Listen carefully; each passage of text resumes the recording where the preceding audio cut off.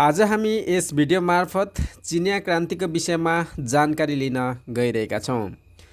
चिनिया कम्युनिस्ट पार्टीको स्थापना सन् 1921 मा भएको थियो र सन् 1941 मा चिनिया कम्युनिस्ट पार्टीले चिनको शासन सत्तामाथि नियन्त्रण जमाएको थियो र त्यही समयलाई नै हामी चिनिया साम्यवादी क्रान्ति अर्थात् चाइनिज कम्युनिस्ट रिभोल्युसनको रूपमा बुझ्ने गर्दछौँ। चिनमा सन् 1946 देखि सन् 1949 सम्म गृहयुद्धको अवस्था रहेको थियो, जुन वास्तवमा चिनिया कम्युनिस्ट क्रान्तिको दोस्रो चरण रहेको थियो। यही सन् 1946 देखि लिएर सन् 1949 सम्मको 3 वर्षको समयावधिलाई चिनले आधिकारिक रूपमा वार अफ लिबरेसन अर्थात् चिनिया मुक्ति सङ्ग्राम भन्ने गर्दछ। 19औं शताब्दीको मध्यतिर आइपुग्दा चिनले आफ्नो गौरवपूर्ण इतिहासलाई लगभग गुमाइसकेको थियो। औपचारिक रूपले नेपाल जस्तै चिन पनि कुनै विदेशी शक्तिको वा शक्तिशाली देशको उपनिवेश त थिएन, तथापि चिनको हालत कुनै पनि शक्तिशाली देशको उपनिवेशभन्दा कम भने थिएन। चिन एक इतिहासको प्रतिष्ठाबाट विमुख ध्वस्त देशको रूपमा परिणत भइसकेको थियो। चिनमा भएको युरोपियन शक्तिहरूको सङ्घर्षलाई इतिहासकारहरू खरबुजाको बाँडफाँड भन्ने गर्दथे, जसलाई शक्ति सम्पन्न देशहरू आफ्नो इच्छाअनुसार पिस बनाएर खाने गर्दथे। अर्थात् पश्चिमा शक्तिहरूले चिनको विभिन्न क्षेत्रहरूमा मनमौजी आफूखुसी ढङ्गले चलखेल गर्ने गर्दथे। मानौ उनीहरूमाथि नियन्त्रण गर्ने न कुनै सरकार छ, न कानुन छ, न प्रशासन नै। चिनको प्रमुख सहरहरूमा पनि युरोपियन शक्तिहरूको नियन्त्रण रहेको थियो, जहाँ चिनिया शासकको शासन चल्थेन। त्यसको अलावा चिनको तटवर्ती क्षेत्रमा पनि युरोपियन सेनाहरूको नियन्त्रण रहेको थियो। नौसेनाको क्षेत्रमा पनि चिनिया नौसेनाको तुलनामा ब्रिटिस नौसेना कैयौँ गुणा अगाडि रहेको थियो। त्यसैकारण ब्रिटिस नौसेनासँग सङ्घर्ष गर्न चिनिया नौसेना असमर्थ रहेको कारणले गर्दा चिनिया व्यापारमाथि पनि ब्रिटेनकै नियन्त्रण रहेको थियो। ब्रिटेनले आफ्नो स्वार्थको रक्षाको निमित्त चिनमा अफिमको नसाको व्यापार तथा सेवनमा बढावा दिएका थिए। ब्रिटिसहरूले भारत तथा अफगानिस्तानमा अफिमको खेती गर्ने गर्दथे र अफिम चिनमा निर्यात गर्ने गर्दथे। तत्कालीन भारत भन्नाले वर्तमान भारत, पाकिस्तान र बङ्गलादेश समेतलाई बुझ्नुपर्ने हुन्छ। ब्रिटेनले चिनिया जनताहरूमा अफिमको लत बसालिसकेपछि चिनको व्यापारमा तीव्र रूपमा घाटा सुरु भएको थियो। चिनले बहुमूल्य धातुहरू सुन, चाँदी, तामा आदि जति सक्दो निर्यात गरे तापनि अफिमको आयातले गर्दा चिनको व्यापार घाटामै जाने गर्दथ्यो, किनकि अफिमको निमित्त चिनिया जनताहरू जुनसुकै मूल्य चुकाउन पनि तयार भइसकेका थिए। यही दौरानमा ब्रिटिसहरूद्वारा चिनियाहरूमाथि एकदमै उत्पीडन गरिएको थियो। चिनिया क्रान्तिको सुरुवाती स्वरूप सांस्कृतिक क्रान्ति रहेको थियो, जसको सूत्रपात डाक्टर सन यात्सेनले गरेका थिए। सन यात्सेनको अथक प्रयासपछि नै चिनमा चिनिया राष्ट्रवादी पार्टी कुयोमिन्ताङको स्थापना भएको थियो, जसलाई चाइनिज नेसनलिस्ट पार्टी भनेर पनि बुझ्ने गरिन्छ, जसलाई छोटकरीमा केएमटी भनेर लेख्ने गरिन्छ।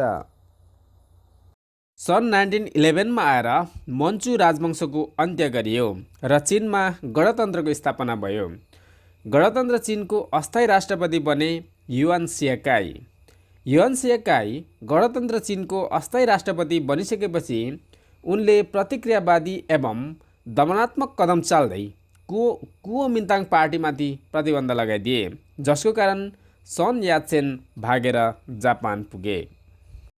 कुओमिन्ताङ सन् 1912 अगस्त 23 मा स्थापना भएको थियो, तर सन् 1913 को नोभेम्बरमा विघटन हुन पुग्यो। सन् 1916 मा आएर युआन सियाकाईको मृत्यु हुन पुग्यो। युआन सियाकाईको मृत्यु पश्चात समस्त प्रान्तीय शासक तथा सेनापतिहरूले आफूहरूलाई स्वतन्त्र घोषित गरिदिए, जसले गर्दा चिन अनेकन वारलर्ड्सहरूमा विभक्त हुन पुगे, जसले गर्दा चिनमा अराजकताको वातावरण सिर्जना हुन पुग्यो। सन् 1917 मा कुओमिन्ताङ पार्टीले अराजकताको माहौलमै एक गणतान्त्रिक सरकारको स्थापना गर्ने प्रयास गर्यो। त्यही समयमा रुसमा पनि बोल्सेविक क्रान्तिको सुरुवात भयो, जसको प्रभाव चीनमा पनि देखा पर्यो र सन् 1919 को अक्टोबरमा सन यात्सेनको नेतृत्वमा कुओमिन्ताङ पार्टीको पुनर्गठन गरियो। सन् 1919 मा बेजिङ अर्थात् वर्तमान बेजिङको अध्यापक तथा छात्रहरूले मिलेर साम्यवाद अर्थात् कम्युनिजम र मार्क्सवादको विषयमा अध्ययन गर्नको निमित्त एक संस्थाको स्थापना गरे। तिनै व्यक्तिहरूमध्ये माओ त्से-तुङ पनि एक रहेका थिए, जो पछि गएर चाइनिज कम्युनिस्ट पार्टीको सर्वमान्य नेता बन्न पुगे। सन् 1919 मा यिनै मानिसहरूको प्रयासहरूद्वारा चिनिया साम्यवादी दलको स्थापना हुन पुग्यो र चाँडै नै क्यान्टन, साङ्घाई र हुनान प्रान्तमा पनि कम्युनिस्ट पार्टीका शाखाहरू निर्माण हुन पुगे र सन् 1921 मा साङ्घाई सहरमा यी समस्त शाखाहरूको प्रथम सम्मेलन भयो, जसको पहिलो निर्णय, घोषणा वा लक्ष्य भनेको चीनलाई विदेशी शक्तिहरूद्वारा मुक्ति दिलाउनु रहेको थियो, जुन साम्यवादी विचारधाराले चीनमा रहेका उदार राष्ट्रवादीहरूलाई पनि प्रभावित बनायो, जसमा सन यात्सेन पनि रहेका थिए।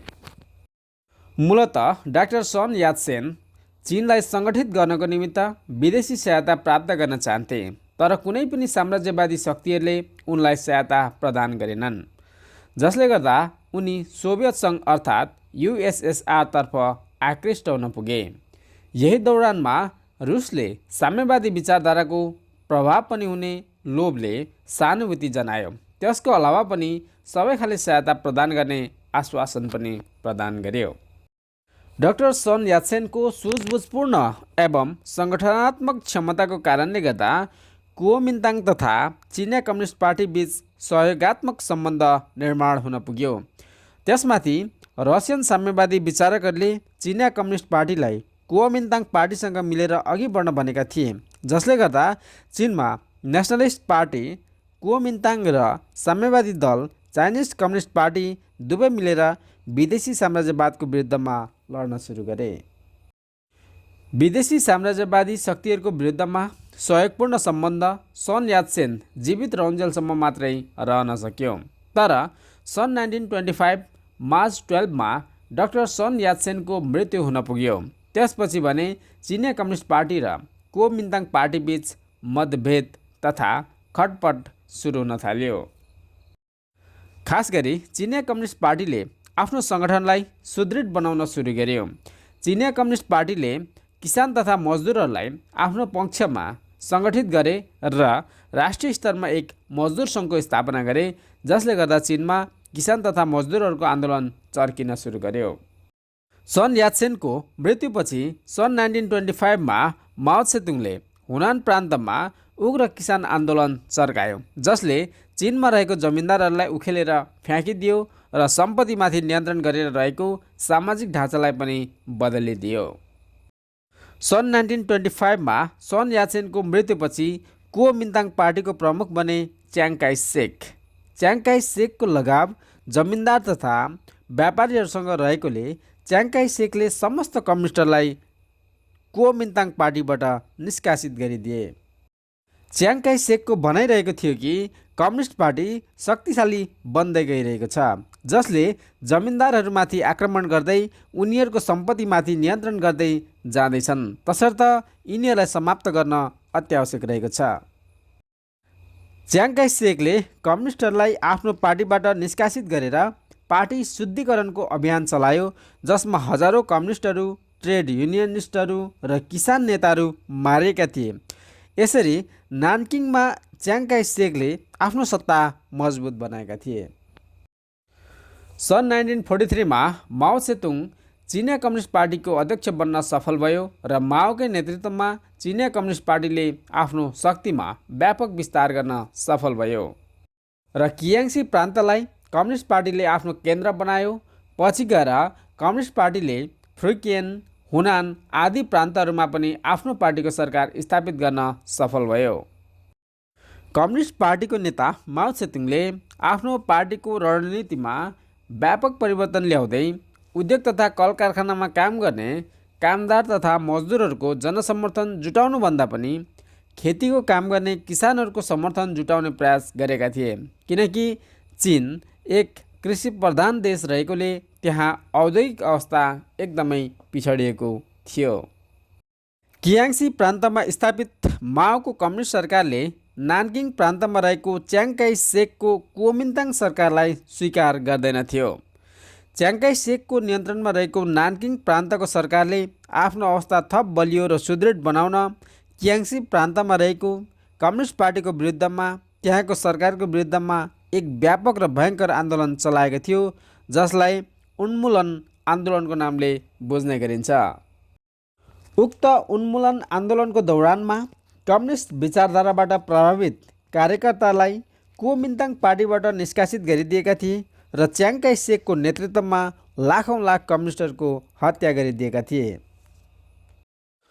कुओमिन्ताङ पार्टीको दमन र अत्याचारबाट बच्नको लागि माओको नेतृत्वमा चीनको उत्तरी क्षेत्र सेन्सीतर्फ कम्युनिस्ट पार्टीले आफ्नो महाप्रस्थान अभियान चलायो, जुन 1934 अक्टोबर 16 देखि सुरु भएर 1935 अक्टोबर 20 समाप्त भएको थियो, जसलाई हामी लङ मार्च भनेर बुझ्ने गर्दछौँ। माओले लङ मार्चको दौरानमा ठिक एक वर्षमा 6000 माइलको लामो दूरी पार गरेर चीनको उत्तरी क्षेत्र सेन्सी प्रान्तको येनान सहरमा पुगेर त्यसैलाई आफ्नो राजधानी बनाएर त्यहाँ आफ्नो सरकार स्थापना गरेका थिए। लङ मार्चको दौरानमा अनेकौँ नदीनालाहरू, अनकन्टार जङ्गलहरू, अग्ला अग्ला पहाडहरू नागेर सेन्सी प्रान्त पुगेका थिए।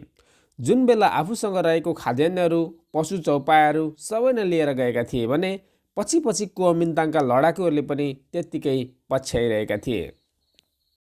माओको लङ मार्च अर्थात् महाप्रस्थानले लाखौँ लाख कम्युनिस्टहरूको ज्यान बचाउन सफल भएको थियो।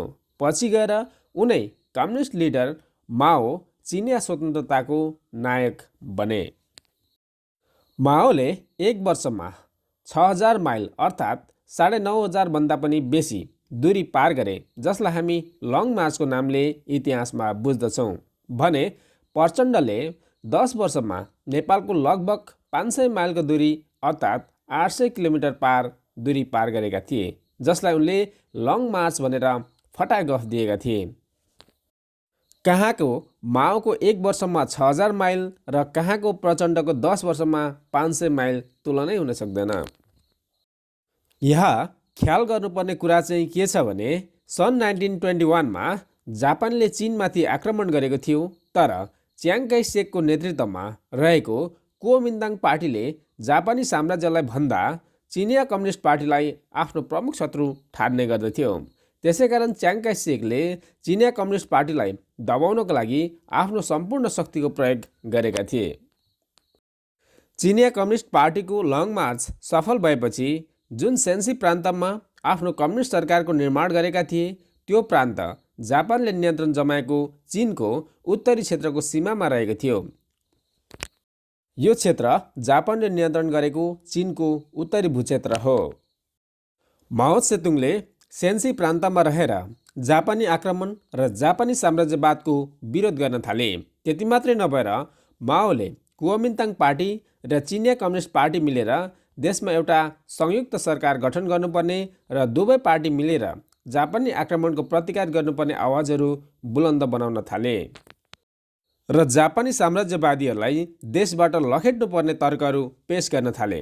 माओ त्से-तुङको यही दृष्टिकोण र यही विचारधाराको कारण बहुसङ्ख्यक चिनिया जनताहरू कम्युनिस्टहरूको पक्षमा उभिए, जसले गर्दा कम्युनिस्ट पार्टीले आफ्नो शक्तिलाई थप मजबुत बनाउने मौका प्राप्त गरे।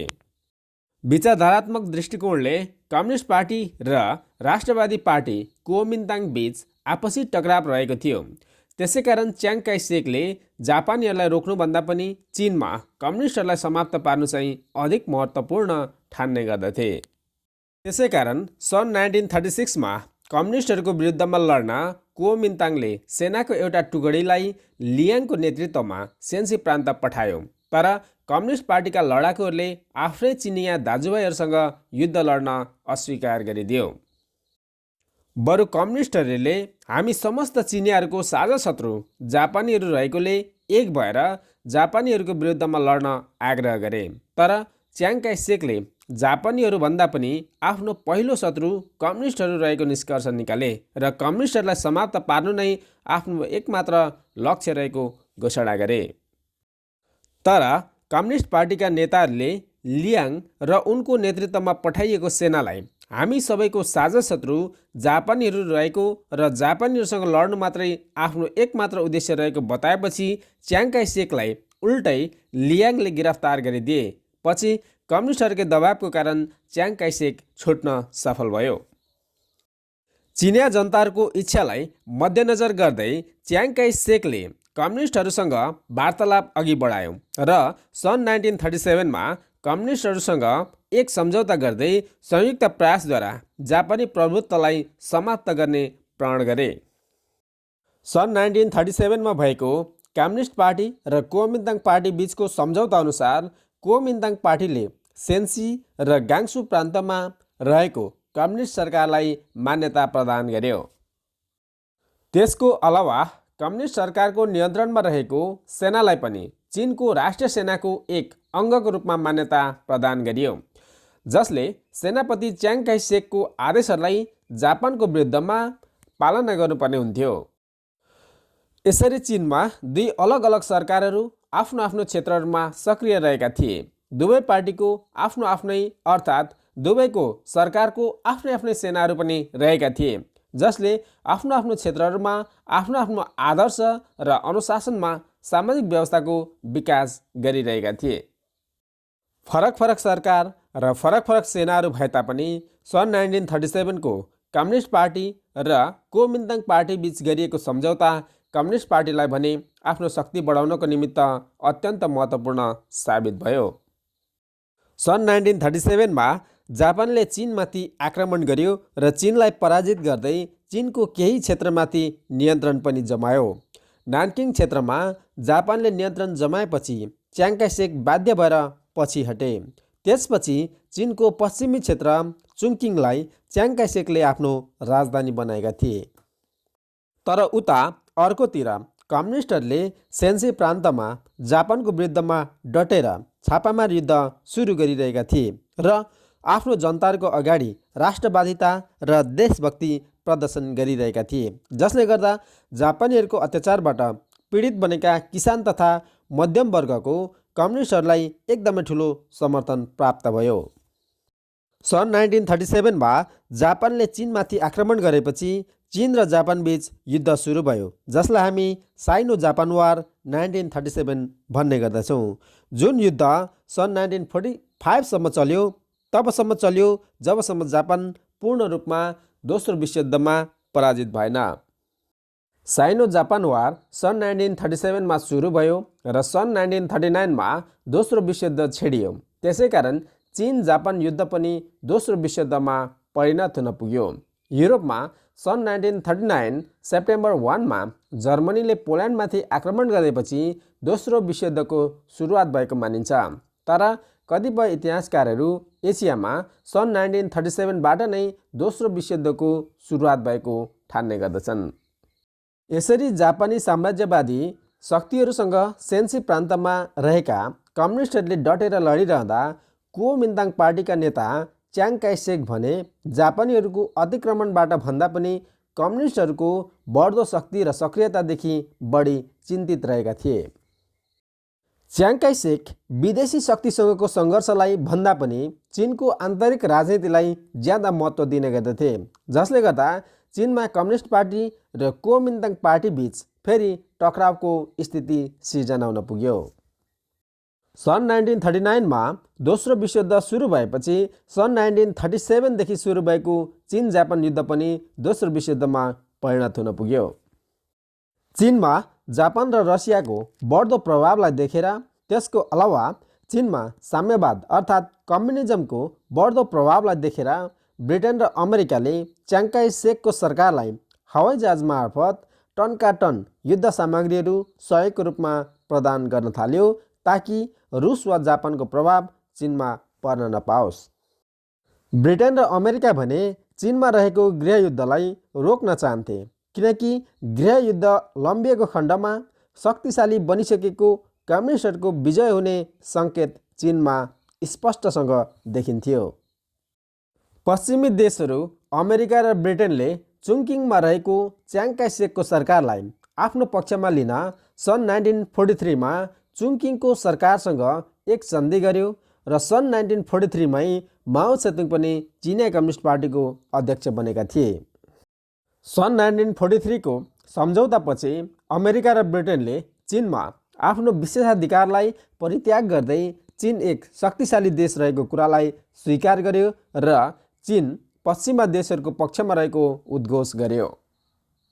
अमेरिका र एलाइड कन्ट्रिज चाहन्थे कि च्याङ काई सेकको सरकारले जापानसँग कुनै पनि सन्धि वा सम्झौता नगरोस् र युद्धलाई जारी राखोस्। त्यसको अलावा च्याङ काई सेकको सरकारले चिनिया कम्युनिस्ट पार्टीको सरकारसँग मिलेर जापानीहरूको प्रतिकार गरोस् भन्ने चाहन्थे।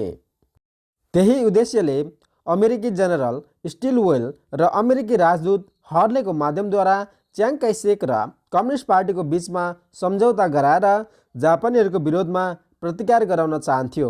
तर अमेरिकाको उक्त प्रयास असफल रह्यो र च्याङ काई सेक र कम्युनिस्ट पार्टी बीच सम्झौता हुनै सकेन। सन् 1945मा जापानले आत्मसमर्पण गरिदियो र दोस्रो विश्वयुद्धको समाप्ति भयो। तर चीनको समस्या समाप्त भएन। वास्तवमा चीनको नानकिङ क्षेत्रमा जापानको नियन्त्रण रहेको थियो। तर दोस्रो विश्वयुद्धमा जापान पराजित भएपछि जापानले आत्मसमर्पण गर्यो र उसले नियन्त्रण गरेको क्षेत्र नानकिङ स्वतन्त्र बन्न पुग्यो। नानकिङ स्वतन्त्र भएपछि त्यहाँ अब कसको नियन्त्रण रहने भन्ने होडबाजी सुरु भयो। चुङकिङमा रहेको कुओमिन्ताङ सरकार पनि नानकिङमा आफ्नो नियन्त्रण जमाउन चाहन्थ्यो र येनान प्रान्तमा रहेको कम्युनिस्ट सरकार पनि नानकिङमा आफ्नो नियन्त्रण जमाउन चाहन्थ्यो।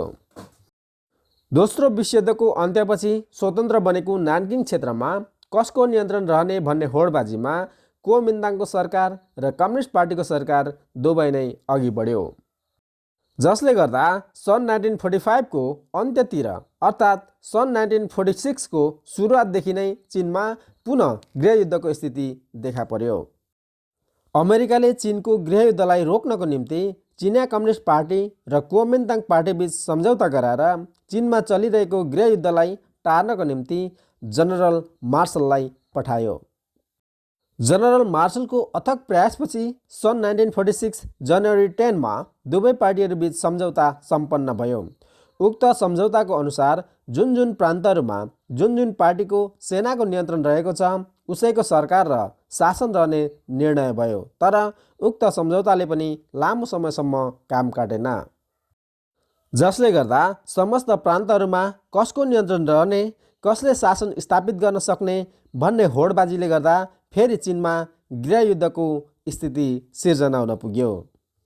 फलस्वरूप चिनिया कम्युनिस्ट पार्टीका सेनाले उत्तरी तथा पूर्वी चीनको अनेकन प्रान्तहरूमा नियन्त्रण जमाउन सफल भयो।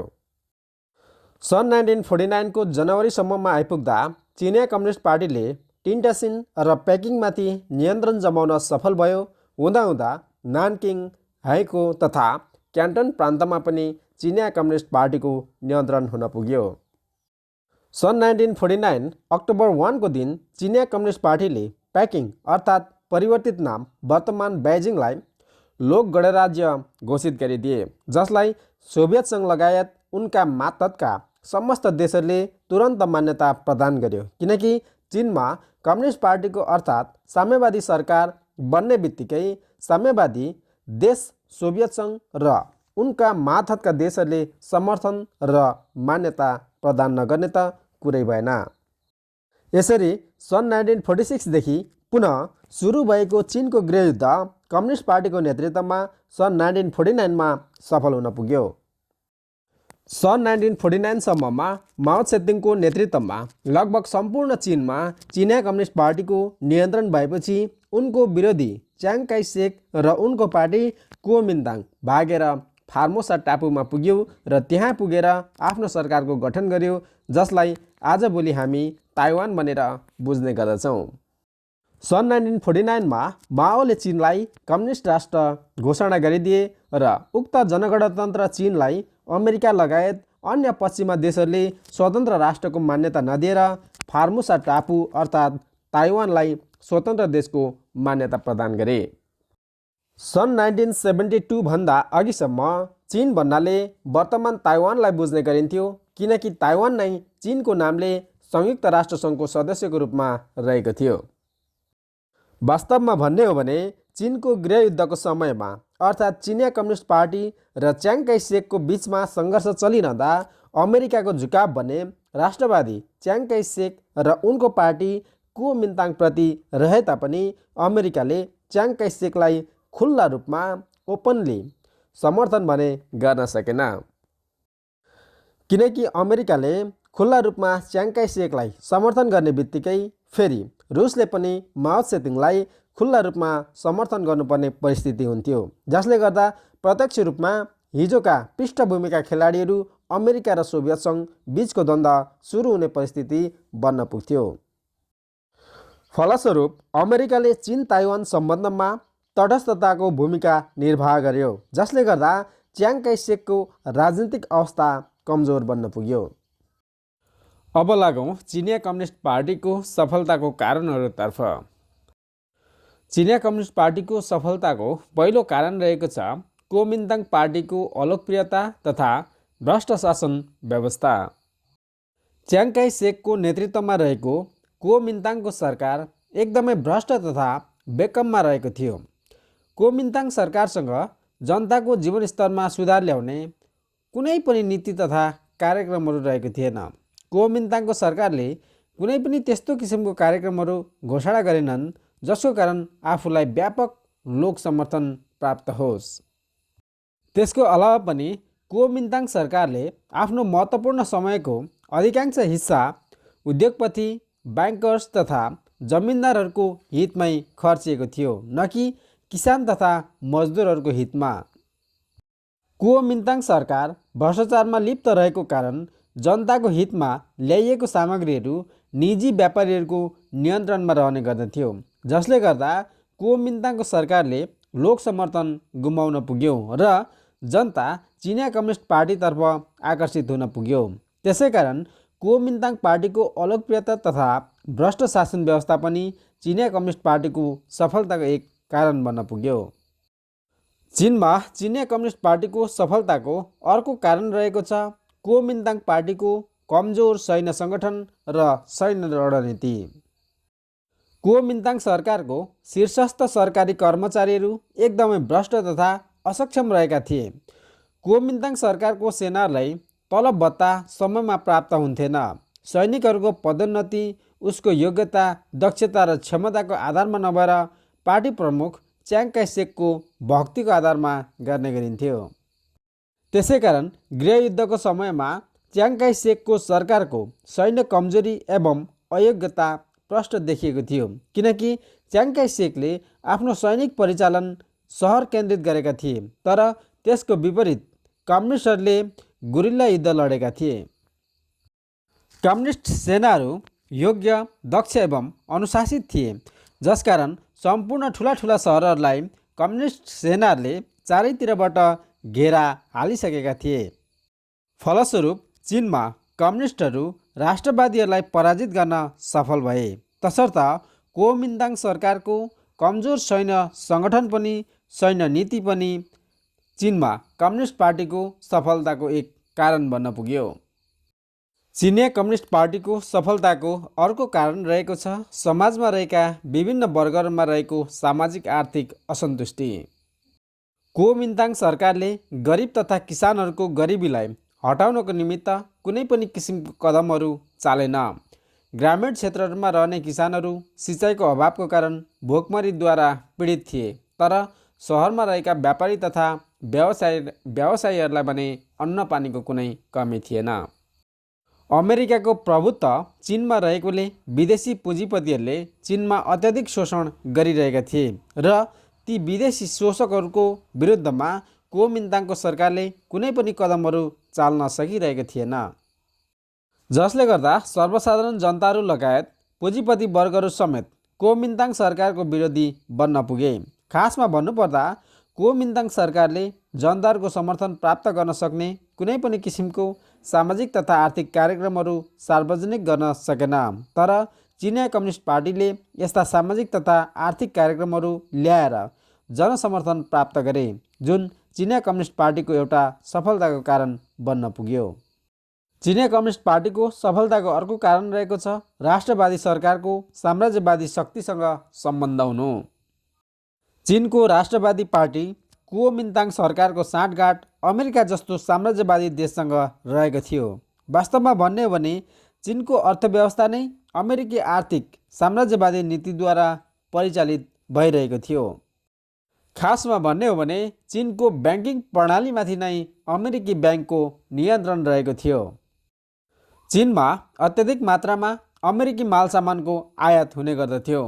सन् 1848 सम्ममा नै आयात यति बिग्न बढिसकेको थियो कि जसले गर्दा चीनमा उत्पादनको आवश्यकता नै परेन र चीनको अधिकांश औद्योगिक क्षेत्र नै बन्द हुन पुग्यो, जसले गर्दा अधिकांश श्रमिक तथा मजदुरहरू बेरोजगार बन्न पुगे।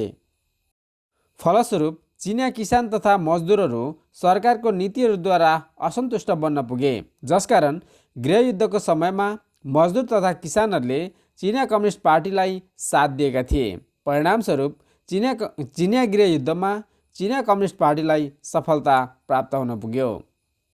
चिनिया कम्युनिस्ट पार्टीको सफलताको अर्को कारण रहेको छ च्याङ काई सेकको अदूरदर्शिता। जापानी आक्रमणको समयमा चिनिया कम्युनिस्ट पार्टीले जापानी साम्राज्यको आक्रमणको डटेर सामना गरिरहेका थिए, तर उक्त समयमा च्याङ काई सेक र उनको पार्टीले अदूरदर्शिताको परिचय दिएको थियो। कम्युनिस्ट पार्टीले जापानी आक्रमणलाई चीनको हित विपरीत ठानेर आफ्नो क्षेत्रमा डटेर प्रतिकार गरिरहेका थिए, तर कुओमिन्ताङ पार्टीले भने जापानी आक्रमणलाई भन्दा पनि कम्युनिस्टहरूको उदयलाई खतरनाक ठानिरहेका थिए। त्यस्तो परिस्थितिमा जनताहरूको समर्थन कम्युनिस्ट पार्टीलाई प्राप्त भयो, जसले गर्दा चिनिया गृहयुद्धको समयमा कम्युनिस्ट पार्टीले च्याङ काई सेकलाई पराजित गरेर अघि बढ्न सफल भयो। चिनिया कम्युनिस्ट पार्टीको सफलताको अर्को कारण रहेको छ चिनिया कम्युनिस्ट पार्टीको रणनीति एवं लोकप्रियता। चिनिया कम्युनिस्ट पार्टीले सोच विचार पुर्याएर नै आर्थिक तथा सामाजिक नीतिहरू लागू गरेका थिए। चिनिया कम्युनिस्ट पार्टीको नियन्त्रणमा रहेको क्षेत्रहरूमा किसानहरूलाई आकर्षित गर्ने किसिमको भूमि सम्बन्धी नीतिहरू ल्याएका थिए। कम्युनिस्ट पार्टीले जमिनदारहरूको जमिन खोसेर भूमिहीनहरूलाई वितरण गरिदिएका थिए। त्यसको अलावा पनि किसानहरूलाई जमिनको राजस्व पनि कमभन्दा कम गर्ने योजना ल्याएका थिए र सुकुम्बासी भूमिहीनहरूलाई पनि सानो सानो जमिनको एक एक टुक्राहरू अर्थात् घडेरीहरू उपलब्ध गराउने नीतिहरू ल्याएका थिए, जसले गर्दा कम्युनिस्ट पार्टीलाई सानो सानो किसान तथा जमिनदारहरूको पनि समर्थन प्राप्त हुन थाल्यो। त्यसको अलावा पनि कम्युनिस्ट पार्टीले शासन गरेको क्षेत्रहरूमा किसानहरूको सर्वाङ्गीन उन्नतिको प्रयासहरू भएको थियो। उनीहरूलाई खेतीपातीको नयाँ नयाँ तरिकाहरू बताउने गरिन्थ्यो। उनीहरूको पढाइ लेखाइमा पनि प्रोत्साहित गर्ने गरिन्थ्यो, जुन कारणहरूले गर्दा चीनमा कम्युनिस्ट पार्टीको लोकप्रियतामा अत्यधिक वृद्धि हुन पुग्यो, जुन अन्ततगतः चिनिया कम्युनिस्ट पार्टीको सफलताको एउटा कारण बन्न पुग्यो। त्यसको अलावा पनि चिनिया कम्युनिस्ट पार्टीका नेता तथा कार्यकर्ताहरू इमान्दार, कर्मठ तथा निष्पक्ष रहेका थिए, जसमा माओ सेतुङ, चाउ एन लाई, लिन पियाओ जस्ता नेताहरू देश र जनताहरूप्रति समर्पित रहेका थिए। उनीहरूले कम्युनिस्ट सेनालाई एकदमै कुशल ढङ्गले नेतृत्व गर्नुका साथै उत्कृष्ट ढङ्गले युद्ध सञ्चालन गरेका थिए। यी माथि उल्लेखित कम्युनिस्ट नेताहरूले कुशल नेतृत्व प्रदान गर्दै आफ्नो सेनालाई गुरिल्ला युद्धमा होमाएका थिए, किनकि कम्युनिस्ट सेनाहरू गुरिल्ला युद्धमा अत्यन्तै दक्ष रहेका थिए, जसले गर्दा चीनमा कम्युनिस्ट पार्टीको विजय सुनिश्चित बन्न पुग्यो। कुओमिन्ताङ पार्टीका भूतपूर्व नेताहरू जो चिनिया जनताहरूप्रति प्रतिबद्ध रहेका थिए, उनीहरूलाई पनि कम्युनिस्ट पार्टीले आत्मसात गरेको थियो र उनीहरूको योगदानको कारण पनि चिनिया कम्युनिस्ट पार्टीले सफलता प्राप्त गर्न सफल भएको थियो। चिनिया गृहयुद्धमा कम्युनिस्ट पार्टीको विजय हुनुको पछाडि चीनमा कम्युनिस्ट पार्टीको बढ्दो शक्ति र लोकप्रियता साथै त्यही अनुपातमा कुओमिन्ताङ पार्टीको घट्दो शक्ति र अलोकप्रियता पनि एक प्रमुख कारण बन्न पुग्यो।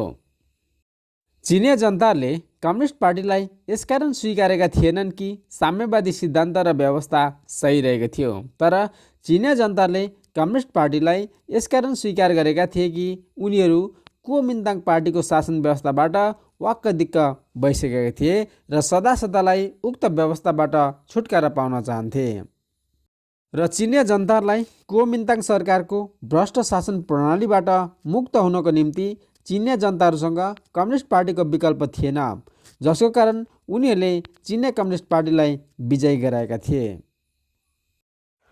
अब लागौँ चिनिया क्रान्तिको सफलतापछि त्यसले ल्याएको परिणामहरूतर्फ। चिनिया क्रान्ति सम्पन्न भएपछि सन् 1949 चीनलाई औपचारिक रूपमा एक साम्यवादी देश अर्थात् कम्युनिस्ट मुलुक घोषणा गरियो। चीनमा माओ सेतुङको नेतृत्वमा कम्युनिस्ट शासन व्यवस्थाको स्थापना गरियो। चीनमा साम्यवादी शासन व्यवस्थाको स्थापनासँगै चीनको नाम पिपुल्स रिपब्लिक अफ चाइना अर्थात् जनगणतन्त्र चीन राखियो। अब त्यसको प्रभाव पुरै विश्वमा देखा पर्न थाल्यो। त्यसको केही प्रभाव त अझैसम्म पनि चीन ताइवानको विवादको रूपमा यथावत नै रहेको पाइन्छ। चिनिया क्रान्तिको दोस्रो परिणाम रहेको छ चीनको साम्यवादी क्रान्तिले एसिया महाद्वीपको विशाल क्षेत्रमाथि नै आफ्नो आधिपत्य स्थापित गर्न सफल रह्यो, जसले पश्चिमी शक्ति र साम्यवादीहरू बीचको नयाँ खाले शक्ति सन्तुलन स्थापित हुन पुग्यो। अन्यथा विश्वभर नै पश्चिमी शक्तिको दबदबा कायम रहेको थियो। चिनिया क्रान्तिको अर्को परिणाम रहेको छ चीनमा साम्यवादी क्रान्तिको सफलतासँगै चीनमा गृहयुद्धको समाप्ति हुन पुग्यो, किनकि माओले गृहयुद्धमा सफलता प्राप्त गरेपछि मात्रै सत्ता प्राप्त गर्न सफल भएका थिए। अब चीनमा कम्युनिस्ट पार्टीलाई चुनौती दिने कुनै पनि सामरिक शक्ति बाँकी थिएन। एउटा रहेको छिमेकी देश जापान सन् 1945 ध्वस्त बनिसकेको थियो, जसले गर्दा चिनिया क्रान्तिको सफलतासँगै माओ सेतुङ र चाउ एन लाईले चीनलाई एउटा राजनीतिक तथा आर्थिक ढाँचामा अगाडि बढाउन सुरु गरे। चिनिया क्रान्तिको अर्को परिणाम रहेको छ चीनमा साम्यवादी क्रान्तिको सफलतापछि चिनिया कम्युनिस्ट पार्टीको चिर प्रतिद्वन्दीको रूपमा रहेको राष्ट्रवादी पार्टी कुओमिन्ताङ र त्यसको नेता च्याङ काइसेक भागेर वर्तमान ताइवान पुगे। ताइवानलाई फार्मुसा टापु भनेर उक्त समयमा बुझ्ने गरिन्थ्यो। कुओमिन्ताङ पार्टीले ताइवान पुगेर आफ्नो सरकारको गठन गरे, जसलाई अमेरिकाले निरन्तर रूपमा समर्थन प्रदान गर्न थाल्यो। आजभोलि पनि त्यही विषयले गर्दा अमेरिका र चीन बीच विवादहरू उत्पन्न हुने गर्दछ। चिनिया क्रान्तिको अर्को परिणाम रहेको छ सन् 1949 गणतन्त्र चीन जनगणतन्त्र चीन अर्थात् पिपुल्स रिपब्लिक अफ चाइनाको स्थापना हुन पुग्यो, जसले गर्दा दुनियाँमै साम्यवादी खेमा एकाएक पहिलाको भन्दा कैयौँ गुणा शक्तिशाली भएर देखा पर्न थाल्यो, जसको कारण अमेरिकाले कम्युनिस्टहरूको तीव्र प्रसारलाई रोक्नै पर्ने कुराको महसुस गर्यो र अमेरिकाले कम्युनिस्ट डोमिनो इफेक्टलाई रोक्ने अनेक हत्कण्डाहरू अपनाउन सुरु गर्यो। चिनिया क्रान्तिको अर्को परिणाम रहेको छ सन् 1949 निर्माण भएको नयाँ चीनको पहिलो प्राथमिकता भनेको अन्तर्राष्ट्रिय क्षेत्रमा मान्यता प्राप्त गर्नु रहेको थियो। अमेरिका माओको नेतृत्वमा रहेको चीनलाई सङ्क्रामक रोगले ग्रस्त रहेको अर्थात् अछुतको रूपमा अलग्गै उभ्याउन चाहन्थे। त्यसैले गर्दा संयुक्त राष्ट्रसङ्घको सुरक्षा परिषदमा चीनको स्थायी सिटमा च्याङ काइसेकको नेतृत्वमा रहेको ताइवानलाई मान्यता प्रदान गरिएको थियो। सन् 1972 सम्म वर्तमान जनगणतन्त्र चीन युएनओको सदस्य थिएन। चीनको सिटमा गणतन्त्र चीन अर्थात् ताइवान सदस्यको रूपमा रहेको थियो र अमेरिका सदैव ताइवानकै समर्थनमा रहिरह्यो। चिनिया क्रान्तिको अर्को परिणाम रहेको छ चीनमा माओको नेतृत्वमा माओवादी राष्ट्रिय मुक्ति सङ्घर्षको दौरानमा उपनिवेशवाद विरोधी र साम्राज्यवादको उन्मूलनको निम्ति सक्रिय मानिसहरूको अगाडि एउटा नयाँ तथा आकर्षक विकल्प प्रस्तुत गरियो र तेस्रो विश्व थर्ड वर्ल्डको सामुन्ने 20औं शताब्दीको अन्त्यतिर माओवादलाई एकमात्र विकल्पको रूपमा हेर्न थालियो। चिनिया क्रान्तिको अर्को परिणाम रहेको छ चीनको वरिपरि रहेका देशहरू भारतसहितका देशहरू नेपालमा पनि माओवादी विचारधारा बोकेकाहरूलाई चिनिया क्रान्तिले थप प्रोत्साहन दिन थाल्यो। देशमा रहेका विविध समस्याहरूको निराकरण गर्नको खातिर भन्दै अनेक नारा र झन्डाहरू बोकेर सशस्त्र माओवादीहरू देखा पर्न थाले। चिनिया क्रान्तिको अर्को परिणाम रहेको छ माओको नेतृत्वमा चीनले संसारभर छरिएर रहेका प्रवासी चिनियाहरूलाई आफ्नो मातृभूमि चीनप्रतिको प्रेम र निष्ठालाई प्रमाणित गर्दै आफ्नो स्वाभिमानलाई राष्ट्रिय गौरवसँग जोडेर अघि बढ्न आग्रह गरे। इन्डोनेसिया, मलेसिया तथा सिङ्गापुर जस्ता देशहरूमा ठुलो जनसङ्ख्याको भाग चिनिया मूलका मानिसहरूको रहेको छ। इन्डोनेसियाको कम्युनिस्ट पार्टीले त वर्षौँसम्म बेइजिङ अर्थात् पेकिङकै निर्देशनअनुसार काम गरिरहेको थियो। भियतनामको राष्ट्रिय मुक्ति सङ्ग्रामको दौरानमा पनि त्यहाँका मूलवासीहरूले माओवादीकै छापामार युद्धलाई नै अपनाएका थिए। चिनिया क्रान्तिको अर्को परिणाम रहेको छ चिनिया साम्यवादी क्रान्तिको सफलताबाट उत्साहित हुँदै कम्युनिस्टहरूले तिब्बतमाथि पनि सफल सैनिक अभियानको सञ्चालन गरे, जसले गर्दा तिब्बतको शासक दलाई लामा भागेर भारत पुगे। भारतले पनि मानवीय मूल्य र मान्यताको आधारमा शरण दियो। त्यहीँदेखि नै भारत र चीन बीचको सम्बन्धमा दरारको स्थिति सिर्जना हुन पुग्यो। र चिनिया क्रान्तिको अन्तिम परिणाम रहेको छ चिनिया क्रान्तिको सफलतापछि अन्तर्राष्ट्रिय राजनीतिमा चिनिया क्रान्तिको प्रभावहरू पर्न थाल्यो। एक दशकसम्म पनि अन्तर्राष्ट्रिय शक्ति सन्तुलनमा सोभियत सङ्घको उपस्थिति कमजोर देखिन्थ्यो। तर चिनिया क्रान्तिको सफलतासँगै समस्त शक्तिशाली देशहरूले चिनिया साम्राज्यलाई अन्तर्राष्ट्रिय शक्ति सन्तुलनको एउटा ठुलो हिस्सा ठान्न थाले। हस् त साथीहरू, यी त थिए चिनिया क्रान्ति सफलताको कारणहरू र त्यसले निम्ताएको परिणामहरू। भिडियो कस्तो लाग्यो? मन परेको खण्डमा लाइक, कमेन्ट, सेयर र सब्सक्राइब गर्न नभुल्नुहोला। धन्यवाद।